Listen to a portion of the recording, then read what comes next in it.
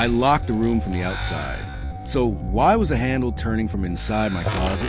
Fluorescent light buzzing, heavy breathing, radio static, metallic door click. Title: The Mall at 3 a.m. Working the graveyard shift at St. Jude Shopping Mall wasn't a hard job, but it was an unsettling one. After 11 p.m., the sprawling 3-story building became a tomb of glass, steel, and endless shadows. My main duty was simple: sit in the basement security room, watch 16 CCTV monitors, and make sure nobody snuck in. It was 2:45 a.m. The only sound in the small guard room was the hum of the fluorescent ceiling light and the low static from the monitors. I was sipping cold coffee, bored out of my mind, staring at the screen for floor 2. Then camera 7 flickered. I blinked, leaning closer to the desk. Camera 7 showed the central atrium on the 2nd floor. Standing right next to the fountain was a figure. A child, a little girl in a faded yellow dress, standing completely still with her head tilted down. My heart skipped a beat. How did a kid get locked in here at 3 a.m.? I grabbed the intercom mic. Attention visitor. The mall is closed. Please stay where you are, I announced. My voice echoed faintly through the empty hallways on the audio feed. She didn't move her body.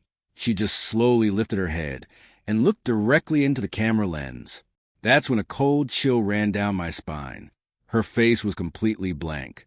No eyes, no nose, no mouth, just smooth, pale skin where her features should have been. SFX. Sudden loud bass drop / stinger. Panic spiked in my chest. Before I could process what I was looking at, camera 7 glitched to static.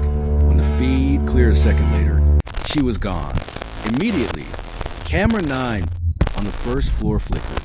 She was standing at the top of the escalator, but she wasn't walking. She was glitching across the screen, appearing 10 feet closer every time the camera refreshed.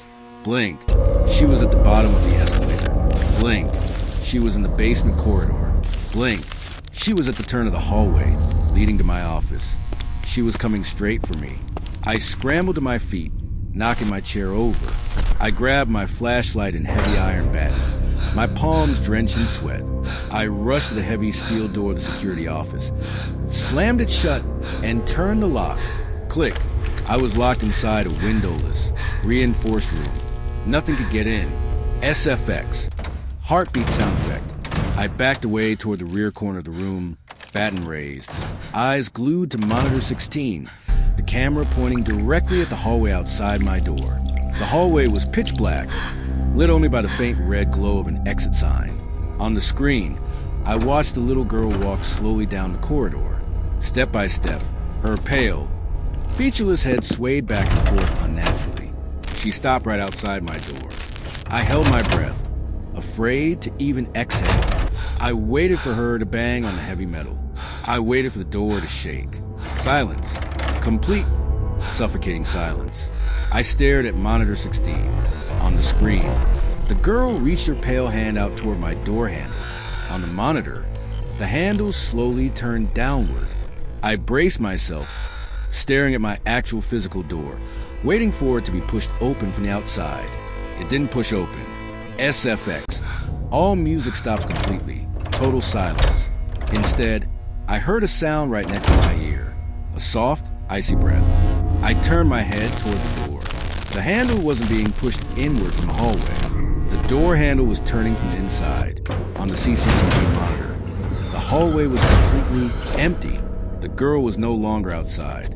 And as a heavy steel door slowly unlocked and swung open from within my sealed room, a tiny, ice-cold hand reached out from the dark shadow of my own supply closet